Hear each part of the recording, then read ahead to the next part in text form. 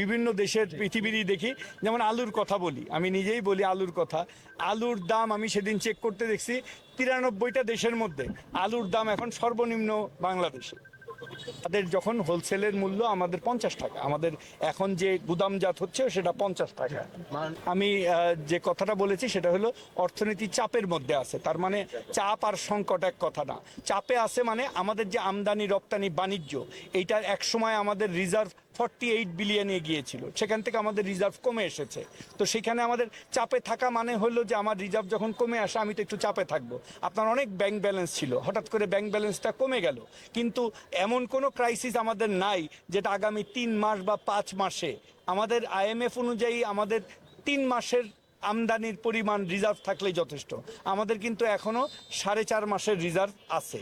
So চাপে আছে মানে আমরা বলতে চেষ্টা করতেছি যে আমাদের আরও বেশি করে, আমাদের যারা প্রবাসী ভাইরা আছে তারা যদি বেশি করে রেমিটেন্স পাঠায়, আমাদের রপ্তানি আয়টা যদি আরেকটু বাড়ে, তাহলে আমরা আস্তে আস্তে, এবং সবচেয়ে বড় কথা বিদেশি বিনিয়োগ, আমাদের যে আমদানি রপ্তানি যে গ্যাপ, এই গ্যাপটা ফুলফিল করার জন্য আমাদের বিদেশি ডাইরেক্ট বিনিয়োগ দরকার। আমরা অনেকগুলো দেশের কাছ থেকে কমিটমেন্ট পাচ্ছি, এই বিনিয়োগগুলো যখন চলে আসবে তখন আমরা দেখব যে চাপ মুক্তভাবে আমরা আগের মতো করে আমদানি রপ্তানি বাণিজ্যটা পরিচালনা করতে পারছি। গতিতে চলতেছে, যেমন আমরা এখন মানে কিছু পণ্য যে নিরুৎসাহিত আমদানি করাতে, তো সেইখানে হচ্ছে একটু নিরুৎসাহিত হচ্ছে। বাট আমাদের রপ্তানি বাণিজ্য আমরা আমাদের চালু রেখেছি, এবং নিত্য প্রয়োজনীয় জিনিস যেন সবসময় আমদানি করতে পারে সেই ব্যবস্থা আমরা বাংলাদেশ ব্যাংকের মাধ্যমে করেছি।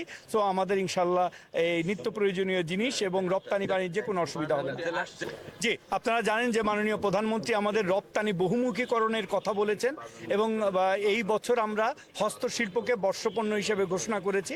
আমি ধন্যবাদ এবং কৃতজ্ঞতা জানাতে চাই আমাদের জেলা প্রশাসক মহোদয় এবং ওনার যারা টিম আছে, যে আমরা প্রথম 64টা জেলার মধ্যে টাঙ্গাইল জেলা একটি গ্রাম একটি পণ্য, এই যে আমাদের একটা স্লোগান, এই স্লোগানটাকে কেন্দ্র করে ওনারা উদ্যোক্তাদের একটা মেলা করেছে বিসিকের সাথে করে। আমরা আগামী ডিসেম্বরেও আরও একটা মেলা করব, যেখানে হস্তশিল্প পণ্যকে আমরা যাতে এগিয়ে নিয়ে যেতে পারি, এবং এই হস্তশিল্পের মধ্যে বিশেষ করে জিআই পণ্যগুলি, যেমন আমাদের 2টা জিআই পণ্য আছে, একটা হলো টাঙ্গাইলের শাড়ি যেটা পাত্রাইলে অবস্থিত, আর একটা হলো আমাদের চমচম। আরও কিছু মানে জিআই পণ্যর উদ্যোগ জেলা প্রশাসক নিয়েছেন, সেটাও আমি সাধুবাদ জানাই। এবং সেই সাথে যে এই যে ক্ষুদ্র উদ্যোক্তারা বাঁশের, এখানে আমি একটা বিভিন্ন পণ্য হচ্ছে, সেগুলোও কিন্তু অনেক পটেনশিয়াল আছে। তো আমি মনে করি যে এই হস্তশিল্পের মাধ্যমে আমাদের যে রপ্তানি বহুমুখীকরণের যে একটা যেখানে 100% ভ্যালু অ্যাডিশন হয়, যেমন পাটজাত পণ্য এবং হস্তশিল্প পণ্য, এগুলো যদি আমরাকে প্রমোট করতে পারি তাহলে আমাদের রপ্তানি বাণিজ্য বাড়বে এবং আমরা আমাদের রপ্তানি আয় অনেক বৃদ্ধি করতে সক্ষম হব। মূলত বিভিন্ন দেশ থেকে, শুধু ব্রাজিল না, কয়েকদিন আগে আমার ইউকের সাথে কথা হয়েছে, অস্ট্রেলিয়া, আমার সাথে অস্ট্রেলিয়ার বিদেশমন্ত্রী আমাদের এখানে আসছিল, তার সাথে কথা হয়েছে, জাপানের সাথে আমাদের বাণিজ্য চুক্তি হচ্ছে। প্রত্যেক দেশেই বিভিন্ন কোয়ালিটির বিফ থাকে, তারা বিফ মিটটাকে প্রমোট করতেছে। কিন্তু আমার কাছে ব্যক্তিগতভাবে মনে হয়েছে যে বিফ মিটের সাথে সাথে আমরা যদি উন্নত প্রজাতির গরু যদি আমরা এখানে আমদানি করতে পারি, তাহলে আমাদের যে গরুর মাংসের চাহিদা, আমাদের যে গরুগুলি আছে ট্রেডিশনাল কয়েক জাতের গরু আছে, এবং সেটা খাওয়া এবং এটার মোটাজাতকরণ অনেক সময় লাভবান হতে পারে না কম দামে। যেমন ব্রাজিল আমাদেরকে বলল যে তোমাদেরকে আমরা 450 টাকা মূল্যে মাংস দিতে পারবো। তা আমরা বললাম মানে গরুর মাংস নাই করে আমরা যদি লাইভ ক্যাটল যদি আমরা মানে করতে পারি, তাহলে আমাদের খামারিরাও যেমন করতে পারবে, আমরাও ভবিষ্যতে উন্নত জাতের গরু এদেশে করতে পারবো, এবং আমাদের যে প্রোটিনের চাহিদা এটা আমরা নিরূপ করতে পারবো। উন্নত জাতের গরু পাওয়া যাবে যদি পশুপালন মন্ত্রী মনে করে, তাহলে আমরা নিয়ে আসবো। যেটা চেষ্টা করি সবসময় যে এই পণ্যগুলির সরবরাহ জানি ঠিক থাকে, এবং সেই সরবরাহ জানি ঠিক থাকে। আমাদের বাজার মনিটরিংয়ে বিভিন্ন টিম কাজ করছে।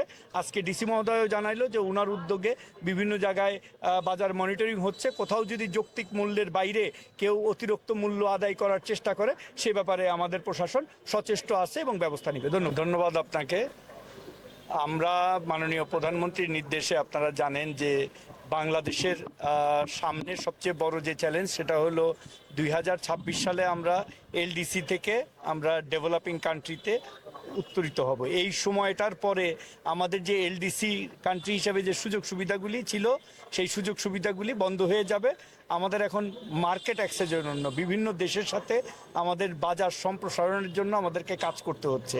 তো আমরা বিভিন্ন উদ্যোগ নিয়েছি, বিশেষ করে আমাদের বড় যে ডেভেলপিং কান্ট্রিগুলি আছে এই মুহূর্তে আমরা জাপানের সাথে একটা ইকোনমিক পার্টনারশিপ এগ্রিমেন্ট ইপিএ করছি। আমাদের সামনে প্ল্যান আছে আমরা ভারতের সাথে, পরবর্তীতে চায়নার সাথে, কোরিয়ার সাথে, সেই সাথে আমরা জিসি কান্ট্রি যেগুলো আছে আবুধাবি, এদিকে আসিয়ান কান্ট্রিগুলি আছে থাইল্যান্ড, ইন্দোনেশিয়া, মালয়েশিয়া, এই সব দেশের সাথে আমরা মার্কেট অ্যাক্সেসের জন্য আমরা চেষ্টা করতেছি এবং পর্যায়ক্রমে আমরা ইনশাআল্লাহ বা এই 26-এর মধ্যে আমরা এই মার্কেট অ্যাক্সেসটা আমরা করতে পারবো। আর বিনিয়োগের জন্য আপনারা জানেন যে আমাদের এই যে আমদানি রপ্তানি বাণিজ্যটাকে গতিশীল করার জন্য আমাদের রিজার্ভের পরিমাণটা তুলনামূলকভাবে যেখানে ছিল সেখান থেকে একটু কমে গেছে, যাতে রিজার্ভের উপরে প্রেশার না পড়ে। সেই জন্য আমরা চায়না এবং ইন্ডিয়া থেকে, বিশেষ করে চায়না থেকে আমরা ট্রেড ফিন্যান্সিংয়ের জন্য চেষ্টা করতেছি, যাতে একটা $5 বিলিয়ন একটা ট্রেড ফ্যাসিলিটি আমরা পাই, যেটা দিয়ে আমাদের যারা রপ্তানিকারক তারা র মেটেরিয়াল আমদানিতে একটা সুবিধা পাবে। একইভাবে ভারতও আমাদেরকে প্রায় $2 বিলিয়ন একটা রুপিতে যারা ভারত থেকে তারা আমদানি করে তারা এই ট্রেড ফ্যাসিলিটিটা পাবে। পর্যায়ক্রমে আমরা অন্যান্য দেশের সাথেও বাইল্যাটারাল চুক্তির মাধ্যমে এই আমদানি রপ্তানি বাণিজ্যটা সহজীকরণের জন্য আমরা চেষ্টা এবং কার্যক্রম চালিয়ে যাচ্ছি। জি, আপনার এই বক্তব্যটা ঠিক না যে নিয়ন্ত্রণে নাই। আমরা কিন্তু গত রমজান থেকে এখন পর্যন্ত আমরা তেলের যে মূল্য ঠিক করে দিয়েছি, আমদানিকৃত যে পণ্য, ডলারের দাম 110 থেকে 117 হওয়ার পরেও কিন্তু তেলের যে আমদানিকৃত ভোজ্য তেল যেটা দিয়ে আমরা খাই সেটার দাম কিন্তু স্থিতিশীল আছে এবং সারা বাংলাদেশে একই দামে আগামী ঈদ পর্যন্ত আমরা একই দামে বিক্রি করতেছি। তার মানে চাহিদা এবং সরবরাহই আছে। আর দ্বিতীয়ত যেটা, আমি আজকেও আমার বাজারে হাট ছিল, হাটে আমি গিয়েছি, আপনি যদি নিত্য প্রয়োজনীয় যে সবজিগুলি আছে সবজি কিন্তু 20 থেকে 30 টাকার উপরে, আমি করলা, পটল, মানে কোনো জিনিসই 20 থেকে 30 টাকার মধ্যে ছিল না। আমি নিজে হাটে দেখে আসছি এবং পেঁয়াজের দামটা একটু বেড়েছে, আমরা হোলসেলে 70 টাকা থেকে 75 টাকার মধ্যে যাচ্ছে। সো এইটা আমরা চেষ্টা করতেছি যে আমরা ভারত থেকে অন্যান্য দেশ থেকে আমদানি করে যাতে মানে এটার বাজারটা স্থিতিশীল রাখতে পারি। আর মানে চাহিদা এবং সরবরাহ এর মধ্যেই দাম নির্ভর করে।